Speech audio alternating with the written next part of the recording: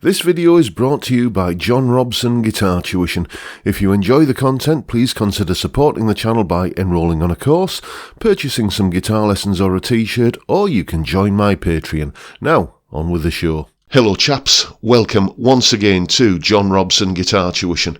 As always, I do hope you're well.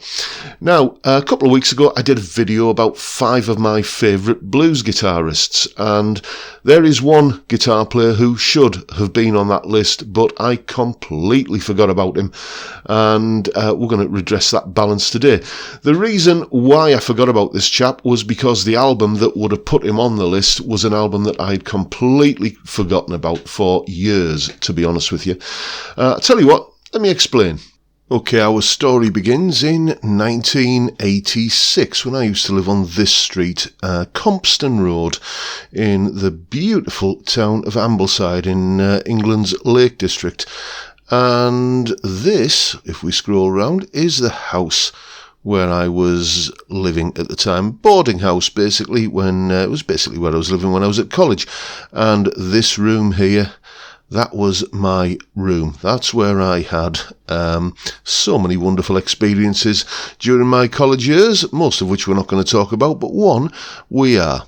Now, one of the chaps who lived in that boarding house with the rest of us students was a bit older than the rest of us. We were all kind of like 18, 19, and he was in his 30s, you know, an old man. And he had the world's best record collection, I thought, at the time. Big shelf unit full of vinyl, you know. And he was quite generous about loaning those albums out. The understanding was that, you know, you just didn't scratch it or, you know, kind of damage it in any way. And of course, we were very reverent about music back then, or still am, but you know, you kind of held the vinyl by the you know, the sides, and you took great care. Anyway, so I used to borrow loads of albums from him and check them out, and I remember discovering you know, what to me at the time was some fairly obscure, probably not in the grand scheme of things, but albums, you know, things like, I think that was probably where I first heard Frank Zappa's Hot Rats, and another great album by a chap called Harvey Andrews, entitled Writer of Songs. Well worth checking out if you can track it down. But one of the albums on that shelf was this one, Al Cooper, Shuggie, Otis, Cooper Session. And I knew the name Al Cooper because, you know, I'd seen it on like production credits on Lynyrd Skynyrd albums, for example. So I thought, yeah, I'll give that a go. And boy, was I in for a pleasant surprise. It was recorded, I think, over the space of a weekend. And it's just a soulful blues, R&B, slightly rocky tour de force. And, you know, you've got tracks like, I'll just have a quick run through the track listing. You've got Bury My Body, which is a really sort of up-tempo gospel stomper. You know, you feel like you're kind of clapping your hands along in a sort of gospel choir manner as you're kind of singing along with it. A fantastic cover of Booker T and the MG's Double or Nothing. A really great bit of swampy rhythm and blues rock called One Room Country Shack.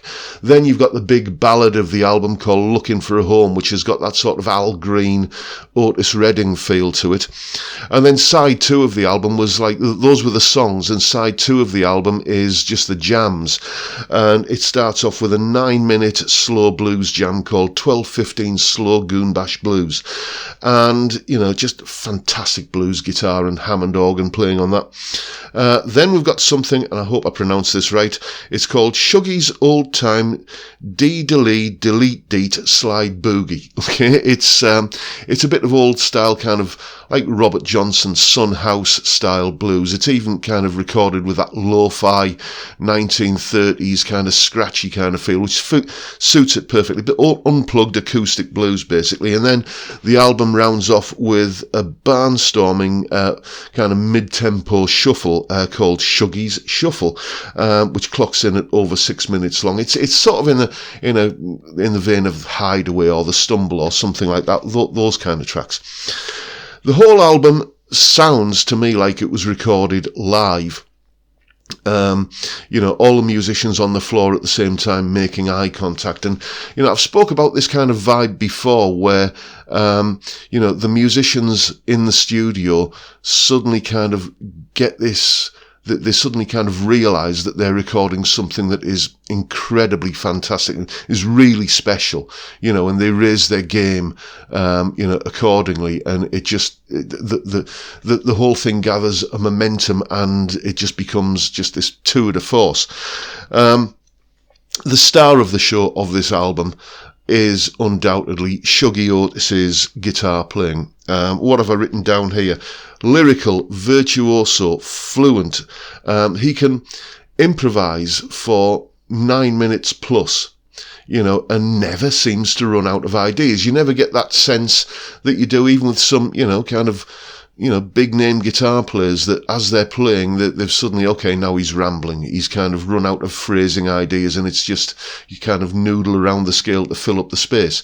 You never ever get that sense with Shuggie's guitar playing. It is incredible. You just wonder where he's getting his ideas from. It's utterly breathtaking. Phrasing, technique, guitar tone, it ticks all the boxes. It really does. I really recommend it. The album was recorded, I think, in 1969, and when you think about, maybe 3 years beforehand, Eric Clapton had done, to much acclaim, the Beano album with John Mayall's Blues Breakers. I think Shuggie's guitar playing on this album, this Cooper Session album, is in a completely different league. I don't mean to denigrate Eric on that Beano album. It's a fantastic album. I listen to it frequently and I love it. But, as I've said before about that album, you get the feeling that Eric's playing is still a work in progress. You listen to how he was playing a few years later on the Layla album, for example, and he's kind of come on leaps and bounds, I think, by that album than he had on the Beano album. Beano album's great, but, he still had, kind of development to make. But Shuggie's playing on this album is just incredible. There's a maturity to it and a presence to it. That's the only way I can describe it, that just is gobsmacking. And you might be thinking, well, yes, but Eric was only 21 years old even 20 years old when he did that John Mayall album. But here's the thing. Take a listen to this Shuggie Otis Al Cooper album. I've linked to it in the description. Take a listen to it. Listen to the fantastic guitar playing. Listen to the maturity in the guitar playing that's going on there. And tell yourself and remind yourself that the guitar player on that album, Shuggie Otis, was 15 years old at the time he recorded that album. It's enough to make a grown man weep. It really is. When I was 15 years old, I was still just about managing to, kind of bash out teenage kicks by the Undertones or something like that. And he's playing like that at 15. Dearie me. That is why, Shuggie should have been on the list. The reason he wasn't is, as I say, I completely forgot about the album. I just completely forgot about it. When I made the transition from vinyl and cassettes to CDs in about 1990, I don't think this album was even available on vinyl still then. It certainly wasn't available on CD, or at least I couldn't find it. And, and things happen. Life gets in the way. You start doing other things and you're hearing new music all the time. And, I was going through my 20s and, you're discovering new bands and things just drop off the edge of your radar, and this album did. Then you make the transition from CD to MP3, and then you make the transition from MP3 to streaming, as I've done recently, and loving it.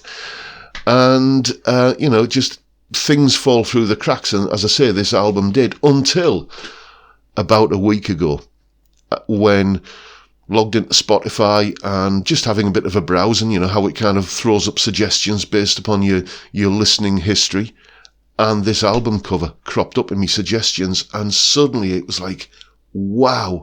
Suddenly, kind of 35 years had disappeared, and I was back in that boarding house in the Lake District all over again, and discovering this album. And I've been listening to it non-stop ever since. And, you could do a lot worse than do the same yourself. Really, I can't stress this enough. Go and check out this album. You will be amazed. And, especially considering, as I say, Shuggie Otis, 15 years old when he's playing guitar like that. It's incredible. Anyway, folks, that's the video for today. I hope you found it reasonably entertaining, and I hope you might just have discovered your next new favourite album. You know, I've just rediscovered it, and that's why I'm kind of, you know, being quite, you know, kind of evangelical about it. It's a fantastic album. Go and check it out. So that's the video for today, folks. Hope you've enjoyed it. If you have, please hit the subscribe button and the notification bell if you haven't already done so, and why not give me a like while you're at it. If you're interested in supporting the channel, all the links are downstairs in the description. Thank you so much to everybody who's supporting me in any of the ways available, and thank you in advance if you're thinking about doing it. Don't forget the live stream tomorrow, 5 p.m. UK time on a Friday, where we sit around and chat about whatever we want to chat about. Basically, we just have a beer and a natter. It's a great way to kick off the weekend, and I'd love to see you there if you can make it. But for now, I'll bid you all a good day and say thanks for watching, folks. Look after yourselves, stay safe, stay well, and above all, stay sane. Bye for now.